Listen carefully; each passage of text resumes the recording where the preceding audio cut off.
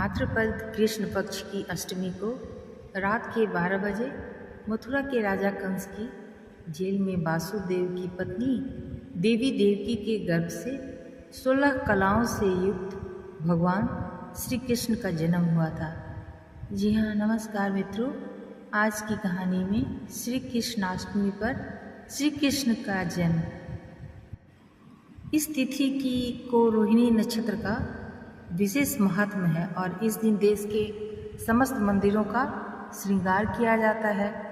कृष्णावतार के उपलक्ष्य में झांकियाँ सजाई जाती हैं। भगवान कृष्ण का श्रृंगार करके झूला सजाया जाता है और स्त्री पुरुष रात के 12 बजे तक व्रत रखते हैं और रात को 12 बजे शंख तथा घंटी की आवाज़ से श्री कृष्ण की जन्म की खबर चारों दिशाओं में गूंज उठती है।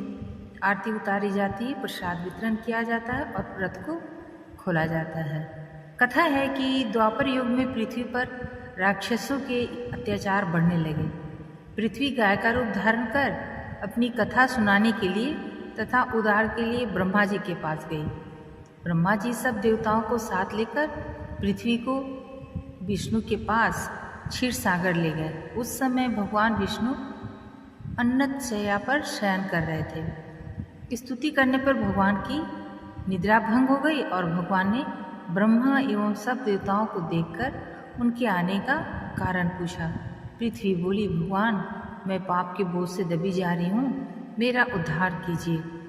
यह सुनकर विष्णु बोले, मैं ब्रजमंडल में वासुदेव की पत्नी देव की गर्भ से जन्म लूँगा। तुम सभी देवतागण ब्रजभूमि में जाकर यादव वंश में अपना शरीर धारण कर लो। इतना कहकर भगवान विष्णु अंतर्ध्यान हो गए। इसके बाद देवता ब्रजमंडल में आकर यदुकुल में नंद यशोदा तथा गोप गोपियों के रूप में पैदा हुए। द्वापर युग के अंत में मथुरा में उग्रसेन राजा राज करता था। उग्रसेन के पुत्र का नाम कंस था। कंस ने उग्रसेन को बलपूर्वक सिंहासन से उतारकर जेल में डाल दिया और स्वयं राजा बन गया। कंस की बहन देवकी का विवाह यादव कुल में वासुदेव के साथ निश्चित हो गया। जब कंस देवकी को विदा करने के लिए रथ के पास जा रहा था तो उसी वक्त आकाशवाणी हुई कि हे कंस, जिस देवकी को तू बड़े प्रेम से विदा करने जा रहा है उसका 8वां पुत्र तेरा संहार करेगा। आकाशवाणी की बात सुनकर कंस क्रोध से भरकर देवकी को मारने को तैयार हो गया। उसने सोचा, न देवकी होगी न उसका पुत्र होगा। वासुदेव जी ने कंस को समझाया कि तुम्हें देवकी से तो कोई भय नहीं है। देवकी की 8वीं संतान में मैं तुम्हें सौंप दूंगा। तुम्हारे समझ में जो आए उसके साथ वैसा ही व्यवहार करना। कंस ने वासुदेव जी की बात मान ली और वासुदेव देवकी को कारागार में बंद कर दिया। तत्काल नारद जी वहाँ पहुँचे और कंस से बोले, यह कैसे पता चला कि 8वां गर्भ कौन सा होगा और गिनती प्रथम से या अंतिम गर्भ से शुरू होगा।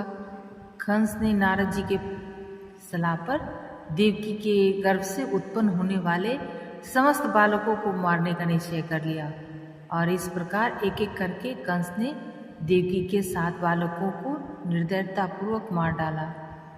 भाद्रपद के कृष्ण पक्ष की अष्टमी को रोहिणी नक्षत्र में श्री कृष्ण का जन्म हुआ।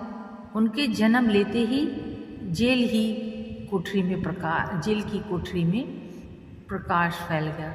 वासुदेव देवकी के सामने शंख चक्र गदा एवं पद्मधारी चतुर्भुज भगवान ने अपना रूप प्रकट कर कहा, अब मैं बालक का रूप धारण करता हूँ। तुम मुझे तत्काल गोकुल में नंद के यहाँ पहुँचा दो और उनकी अभी अभी जन्मी कन्या को लाकर कंस को सौंप दो। तत्काल वासुदेव जी की हथकड़ियाँ खुल गईं।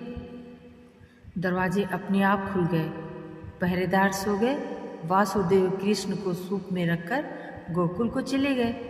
रास्ते में यमुना श्री कृष्ण के चरणों को स्पर्श करने के लिए बढ़ने लगी। भगवान ने अपने पैर लटका दिए। चरण छूने के बाद यमुना घट गई। वासुदेव यमुना पार कर गोकुल में नंद के यहाँ गए बालक कृष्ण को यशोदा जी के बगल में सुलाकर कन्या को लेकर वापस कंस के कारागार में आ गए। जेल के दरवाजे पूर्ववत बंद हो गए। वासुदेव जी के हाथों में हथकड़ियाँ पड़ गईं। पहरेदार जाग गए। कन्या के रोने पर कंस को खबर दी गई। कंस ने कारागार में जाकर कन्या को लेकर पत्थर पर पटक कर मारना चाहा, परंतु वह कंस के हाथों से छूटकर आकाश में उड़ गई और देवी का रूप धारण कर बोली, हे कंस, मुझे मारने से क्या लाभ? तेरा शत्रु तो गोकुल में पहुंच चुका है। यह दृश्य देखकर कंस हतप्रभ और व्याकुल हो गया। कंस ने श्री कृष्ण को मारने के लिए अनेक दैत्य भेजे।